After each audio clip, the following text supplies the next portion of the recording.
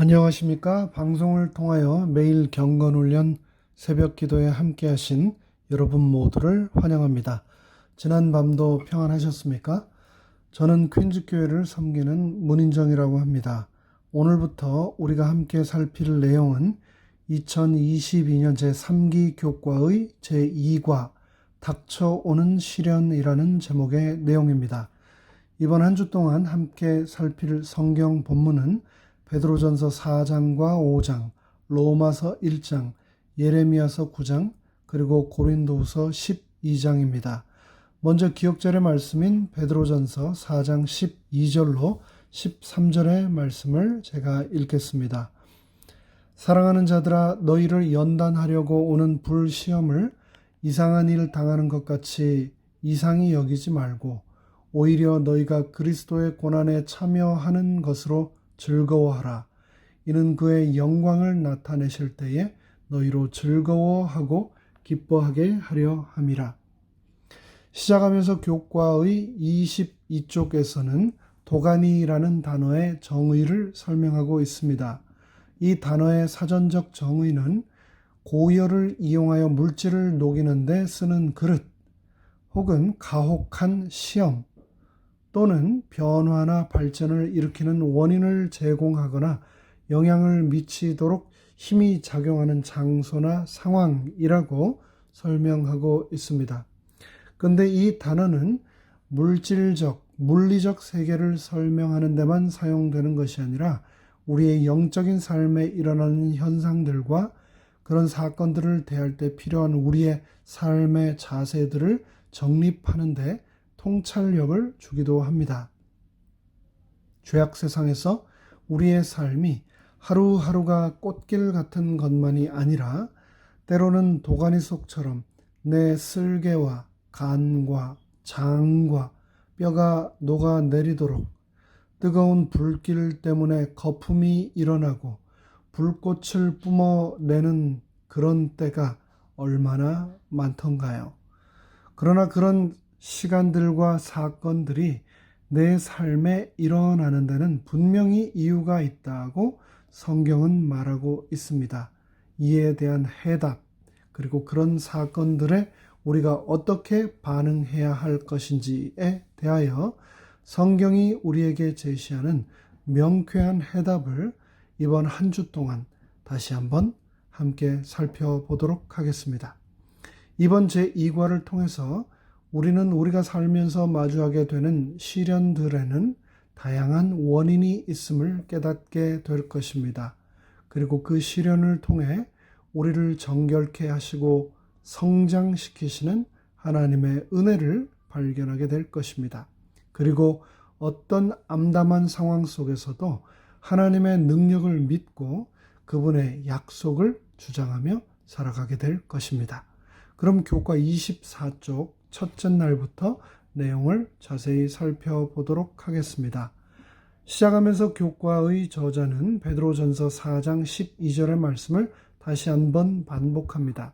그런데 이 성경 말씀은 우리가 인생에서 가지는 수많은 고난과 시련에 대하여 너무나 명확하게 한마디로 해답을 제시해 주고 있습니다. 우리 인생에서 우리가 시도 때도 없이 경험하는 고통과 시련이 왜 이토록 힘들까? 베드로는 우리 인생에서 우리가 경험하는 시험에 대하여 이상히 여기거나 불편하게 여기거나 부당하거나 억울하게 생각하지 말라. 죄악 세상에서 고난은 너무나 당연한 것이다 라고 말하고 있습니다. 하지만 나의 죄 때문에 겪게 되는 이런 모든 시련과 고통들일지라도 거기에는 하나님의 뜻과 섭리, 그분의 계획이 반드시 있다. 즉 그런 시간과 사건들을 통해서 하나님께서는 더 나은 나, 더 성장한 나, 더 하나님께 나아가는 나가 되도록 역사하신다는 겁니다. 고통과 시련이 힘든 이유는 여러 가지가 있겠지만 그 중에서도 이런 것들이 우리가 전혀 예상하지 못한 때에 예상하지 못한 모습으로 다가오기 때문일 것입니다. 사실 그런 일들이 예상되고 미리 알고 있어도 힘들 텐데 전혀 준비되지 못한 상태에서 겪기 때문에 그 충격이 훨씬 더하고 그 강도도 큰 것 아니겠습니까? 이런 상황을 한국 속담은 너무나 정확하게 표현하고 있습니다. 엎친 데 덮친다 라고 하는 표현으로 말입니다. 정말 그렇지 않던가요? 우리의 인생이라는 것이 정말 그렇지 않던가 말입니다. 그런데 베드로전서 4장 12절로 19절은 그런 우리에게 너무나 분명한 메시지를 전달해 주고 있습니다. 이 내용을 현대인의 성경으로 제가 읽어 드리겠습니다. 사랑하는 여러분, 여러분을 시험하려고 오는 불같은 시련을 당할 때 마치 이상한 일이나 일어난 것처럼 놀라지 마십시오.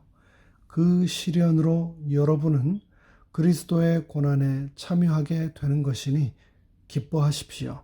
그러면 그리스도께서 영광 중에 나타내실 때 여러분도 그분과 함께 기뻐하게 될 것입니다.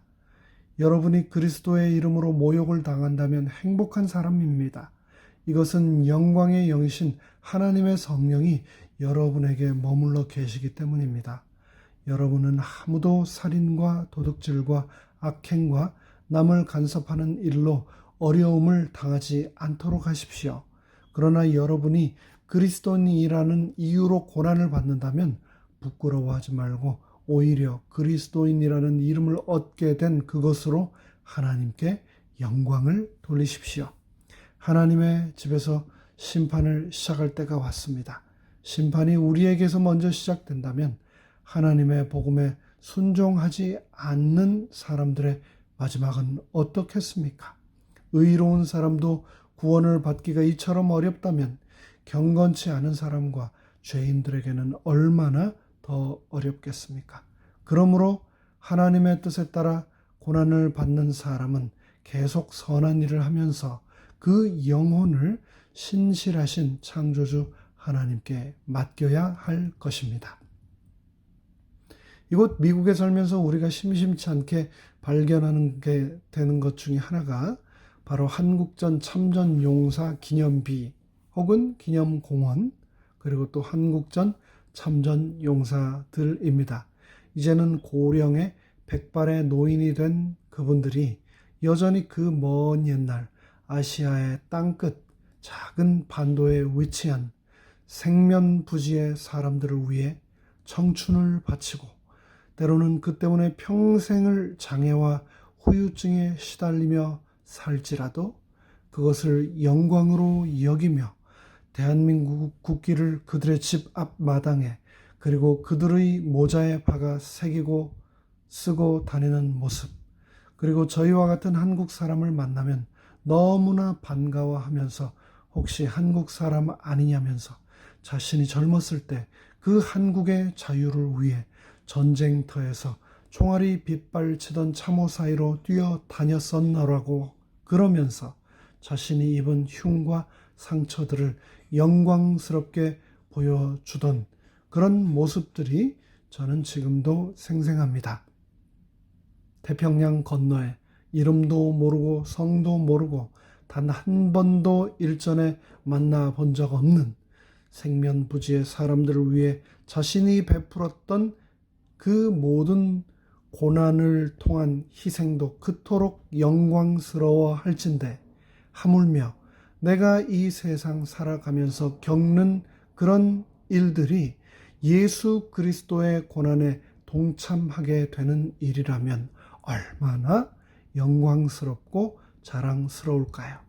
베드로는 우리에게 우리가 날마다 겪는 일들, 특별히 불시험, 고통, 시련과 같은 일들을 경험하는 것을 이상히 여기지 말라고 말합니다. 원어적 의미를 충실히 부여하여 재언하자면 그런 일들을 낯선 일 겪는 것처럼 대하지 말라라고 베드로는 말했습니다. 그런 일들을 겪는 것을 지극히 당연하게 여기라, 정상적인 일로 여기라고 말합니다. 불같은 시련, 불시험, 용광로와 같은 재련의 과정, 고난의 경험을 통하여 그리스도의 고난에 동참할 수 있다면, 그리고 그 일을 통하여 하나님의 영광이 드러난다면 이보다 더 큰 영광이 없다고 베드로는 말했는데, 여러분도 그렇게 생각하십니까? 성공의 사제로서 세계적으로 알려진 기독교 복음주의 운동의 거장, 우리가 잘 아는 진정한 기독교, 또 살아있는 교회, 특별히 그리스도의 십자가라고 하는 책을 쓴 아주 유명한 기독교 저자 존 스토트라고 하는 분은 자신의 책에서 한 연극을 소개합니다. The Long Silence, 기나긴 침묵이라고 하는 제목의 연극인데요. 그 내용 일부를 소개하도록 하겠습니다. 세상의 마지막 날 수십억의 사람들이 하나님의 보좌 앞에 있는 거대한 평원에 뿔뿔이 흩어졌다. 대부분의 사람들은 그들 앞에 비치는 눈부신 빛으로부터 몸을 움츠렸다. 하지만 맨 앞부분 가까이에 있는 몇몇 집단은 격하게 이야기했다. 수치에 움츠러든 것이 아니라 아주 호전적인 태도로. 하나님이 우리를 심판할 수 있어? 그가 고난에 대해서 도대체 아는 게 뭐가 있단 말이야? 피부가 거무스름한 건방진 젊은 여자가 눈에 불을 켜고 말했다.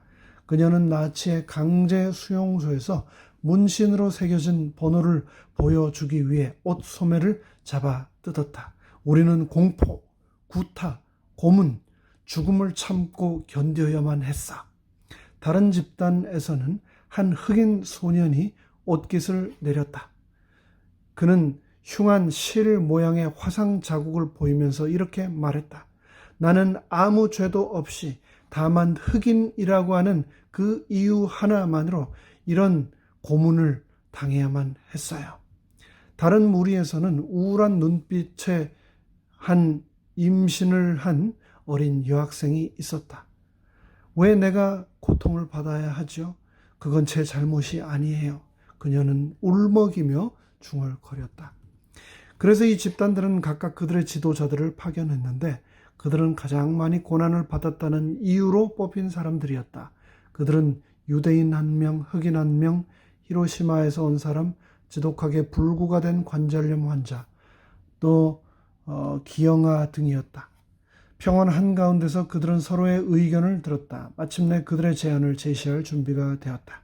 하나님이 그들의 심판관으로서의 자격을 부여받기 전에 그분은 자신들이 견디어야 했던 그 모든 고통을 하나님이 이 세상에서 한 인간으로 겪어봐야만 자신들에게 선고를 내릴 수 있는 자격을 받게 된다고 주장하였다. 그러면서 그들은 이렇게 말합니다. 그를 유대인으로 태어나게 하자. 그의 출생의 합법성이 의심받게 하자. 그에게 굉장히 어려운 일을 주어 그가 그 일을 하려 할 때 가족들조차 그를 미쳤다고 생각하게 하자. 가장 친한 친구에게 배반을 당하도록 하자. 잘못된 비난을 받고 편견에 찬 배심원들에게 재판을 받고 비겁한 재판관에게 선고를 받게 하자. 그가 고난을 당하게 하자. 마지막에 혼자라는 것이 무엇을 뜻하는지 그가 무섭게 맛보도록 하자. 그 다음에 그를 죽게 하자. 그가 죽었다는 사실에 도저히 의문의 여지가 있을 수 없게 하자. 그것을 입증해 줄 많은 무리의 목격자들이 있게 하자.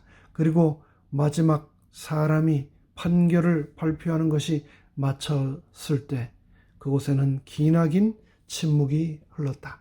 아무도 다른 말을 한마디도 하지 못하고 아무도 움직이지 못했다.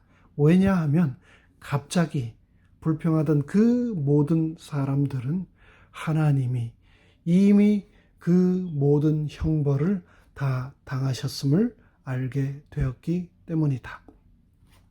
참 와 닿는 그런 연극 대용 내몬 아닙니까? 때로는 하나님께서 내 고통을 모르실 거야.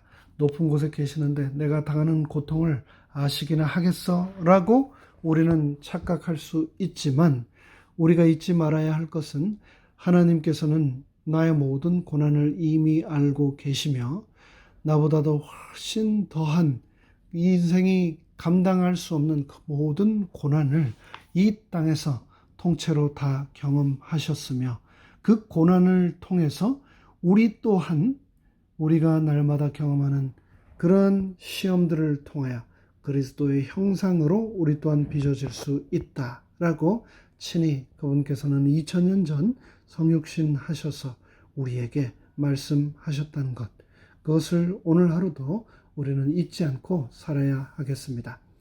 시험 가운데 순종함으로 그리스도의 고난에 참여하는, 그리고 그것을 온전히 기뻐하는 우리 모두가 되기를 간절히 바랍니다. 기도하고 오늘 모든 묵상의 말씀 시간을 마무리하겠습니다.